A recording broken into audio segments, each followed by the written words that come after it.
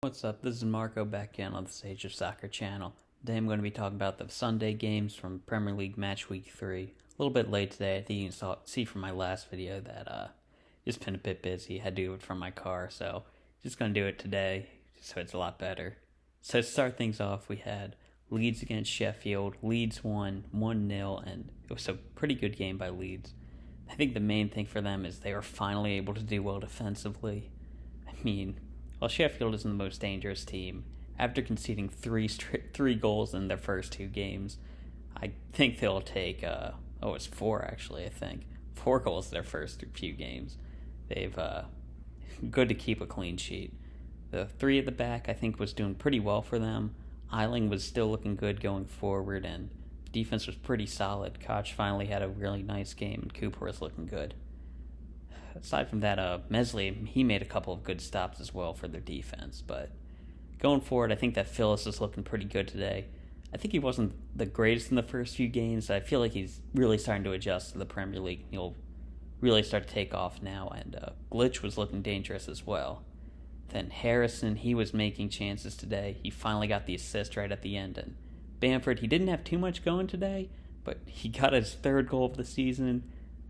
I said before, I'd be surprised if he got 5. He's already at 3. I think he's going to make it. Dude, way to prove me wrong, dude. It was a great result by Leeds today. So for Sheffield, there's some weird positives, obviously some negatives, but I think I said this in their preview that I actually really like a lot of their strikers that they have. It's just they're not coming up with goals. Like I said before, I'm a big fan of Oliver Burke, and he did pretty well. He was making some chances. He's looking pretty dangerous, but didn't get a goal. McGoldrick, he was looking very good as well, but they need to come up with goals, and these strikers aren't bringing it. I heard they're looking at Sturridge, I think, and Brewster. There's a reason why Liverpool let them go, but I guess they let Ings go too, and it worked really well for Southampton, so hey, go for it. Then aside from them, I think Burge, Basham, and Ampadu were all looking very good. Pretty strong defensively and going forward. Those 3 I thought had a really nice game, but aside from... and Ramsdale was making some good saves. Aside from them, not the greatest game. I think set pieces are still a concern. Leeds were getting a lot of chances off of them, and I don't know where that came from, but they need to get better at defending them, and Lundstrom really needs to improve. He's probably cost them 2 points the last 2 games just from not being able to put the ball in the back of the net, and you have to be able to do that if these chances are really hurting them. And for their fullbacks, I thought they really weren't looking that good. Baldock, he wasn't the greatest. He got a bit more involved as the game went on, but Enda Stevens was not looking that good. He really couldn't get much going, and that sucks for a team like Sheffield who doesn't have too much width aside from the fullbacks, and he needs to step up more for them, especially if they want to score a goal. They haven't gotten one yet this year. And also, Robinson I thought was a pretty big weak link in the Sheffield defense, but he's not a normal starter, so not too big a deal there. So pick a man of the match for today. I think it'd be Jack Harrison. Bamford did score the goal, but he wasn't as involved. I think Harrison was dangerous all game, and he got that assist there to win Leeds the game.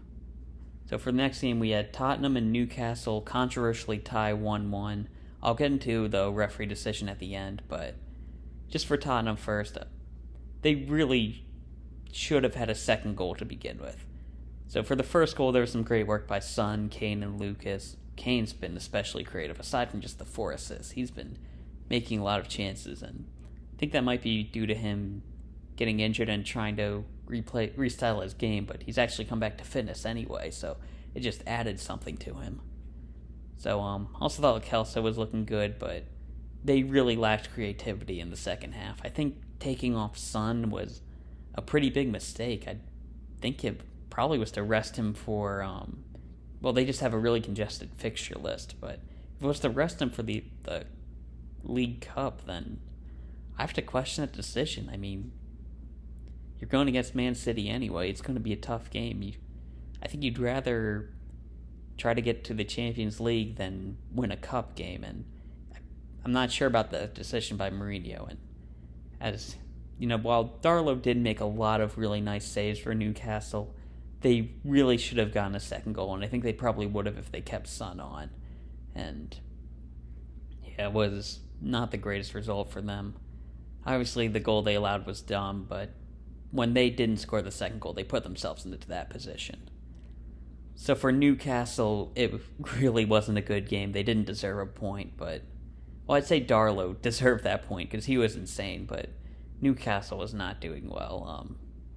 I thought their defense was pretty bad outside of Darlow, as I said. I think it was a problem that I talked about in the preview where Newcastle are set up defensively with players who really aren't capable of defending. Like, Matt Ritchie should not be a fullback, in my opinion. And I thought that he looked out of position on that goal that they allowed, and it was a game without any sense of urgency. And honestly, Andy Carroll was their best outfield player, and he really changed the game when he came on. And if that's the guy you're relying on, then tough luck in 5 games when he gets hurt. Sorry, I'll knock on wood. Hopefully it doesn't happen, but Andy Carroll can't be a guy that you rely on. But Darlow, he was amazing. He made a lot of great saves, kept Newcastle in the game, and he's definitely my man of the match for this game. Now for the biggest thing, the handball rule. It's stupid. It was implemented in Serie A last year. I think everybody hated it except for maybe a couple of Juventus fans, but I don't know why they added it. I tried to avoid talking about refs so far, but this changed the game. It honestly changed the game in the Everton Crystal Palace game too, but I'm just like, Everton probably would have won anyway, but that changed the game, and you can't ignore that. This is 2 points that Tottenham lost, and they're chasing Champions League, and it could be a tight race. If it comes down to 2 points, it might have cost Tottenham a Champions League spot because of a dumb rule. Like, everybody's hating it. Steve Bruce even came out against it. All the commentators hate the rule, and honestly, they can't change it till the end of the year, I think, but maybe every manager has to come together and say this is bad. It's a bad choice. It's hurting the game.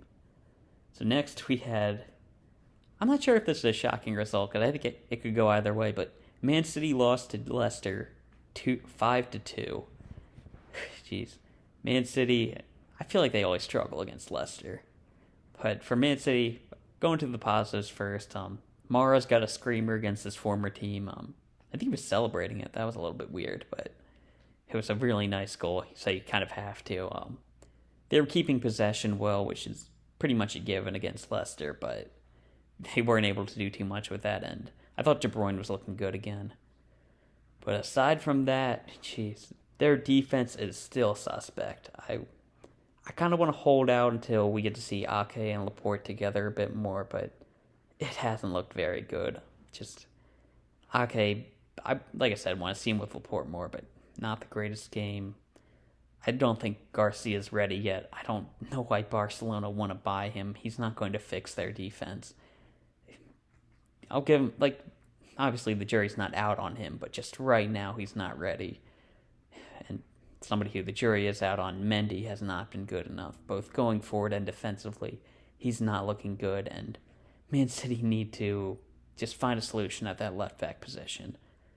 They are going after Ruben Diaz. I honestly just assumed he'd go to Wolves, but if they bring him in at center-back, I think that Ake has played left-back before in the past.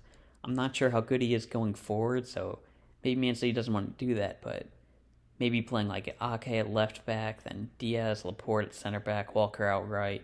Walker didn't have his best game either, but he's pretty good. I'm not too worried about Walker.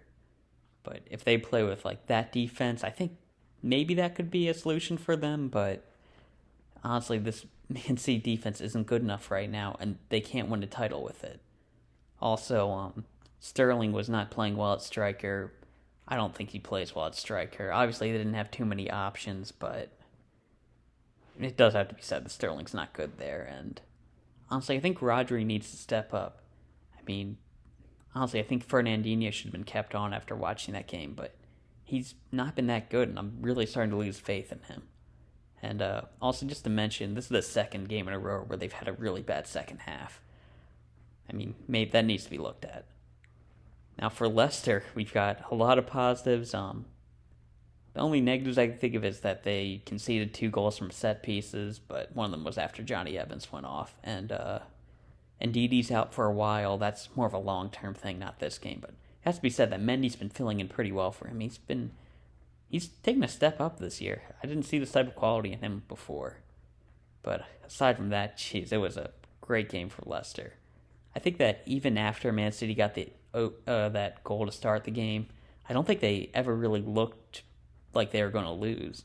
I mean, the break was on, and I think if you're watching the game, as a Man City, Leicester fan, even a neutral, you're like, oh God, Vardy's about to score, like at any time, because that break was on, and it took a Harvey Barnes run. And speaking of guys who've been great, Harvey Barnes has had a great start to the year.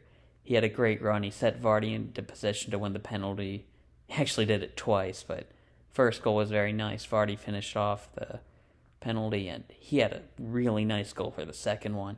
Tielemans set Castagne down on the wing, and Castagne put in not even a great cross, but the best is what he could do with how he could get there, and Vardy had a really nice flick in for the goal, and then had another penalty off of Barnes, and he won it, and great game for Vardy getting the hat trick and winning 2 penalties. Tielemans was also looking really good. As I mentioned, he had that great pass, and his passing was great the whole game. Got a penalty goal at the end, which I think he deserved just from his game, get that goal. And Maddison came on, and he was looking good. He had a screamer. He won that last penalty, and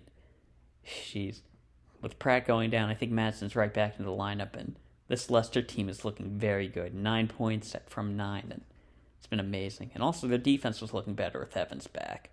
He did have to go off, and they conceded without him, but he was looking really good, and I think that James Justin has really improved this year. So, for a man of the match, I think my rule, if you get a hat trick, you're man of the match. Good job, Vardy. So for the last game, and this one's definitely a surprise, Wolves lost to West Ham 4-0. She's starting with Wolves. They were dominating possession, but they couldn't do anything with it. Their defense is looking pretty bad. Connor Cody, he's making some nice passes, but he was getting burned on the defensive end. It's been a while since I watched the game. I think it was Masuaku who was just burning him every time. And also, Seiss, he was beat again for the first goal by Bowen, and he's looked a real liability at the back in these last 2 games. Also, their attack couldn't get too much going. Traore was really shut down by West Ham, and they couldn't get anything going besides that. Jimenez, he really hasn't been able to get into games that well this year. He's had a couple of goals, but they've really come out of nowhere, which is something that you really like out of a striker, but he hasn't been able to make those chances, I guess. And, nobody's really getting anything going. Maybe Podence or Jota could have really helped them today, but it wasn't a good performance by them. So for some little positives, Patricio was making some good saves. Semedo made his debut, and didn't see too much, but I think the partnership with Traore could look good. They had a couple of moments, and while Traore couldn't get anything going, I think his crossing is getting a lot better, and his end product is definitely improving. And honestly, the subs had their moments, Fabio Silva and Ferreira, but it's not a good performance by Wolves. Losing 4-0 never is, but they have to be better. Now for West Ham, great game all around. Start things off, Bowen got a great goal off a break. Fornals had a nice pass in, a quick free kick, taking a really smart play. And then he got a poacher's goal off a Fornals shot that hit the post. And great performance by Bowen. Fornals, as I mentioned, he was looking really good. And Antonio was looking really lively all game. He did well to set up the Fornals shot that hit the post and led to the second goal. Rice and Souček, they were looking very good the whole game. And I thought they dealt with Adama Traore really well. And while it's not the biggest deal, I mean, if you think about the teams at the bottom, when they get into relegation 6-point games, if they're able to shut down Jack Grealish or shut down Zaha, then being able to do this consistently, that could get them a lot of points. So it was a great performance by West Ham against Traore. Also, Masuaku, he was looking really good. He's been promising. that 5 at the back defense did very well. I was a little bit concerned when I saw Cresswell playing center back, but they did very well this game. They were able to shut down Wolves, and even Hilaire picked up a goal. That'll be great for his confidence. The only downside is Ryan Fredericks looks like he picked up an injury. Haven't seen how bad that is yet, but that's a little concerning because he's been very strong to start the season. So picking a man of the match for this game, probably got to be Bowen. Those 2 goals are pretty good, and very early as well before the game really opened up. So yeah, I'd pick Bowen as the man of the match, and geez, great win for West Ham. Yeah, so that's about it for today. A little bit later this week because, as I mentioned, I was just busy, couldn't get it out. I'm going to put out the Monday one later today, I'm hoping.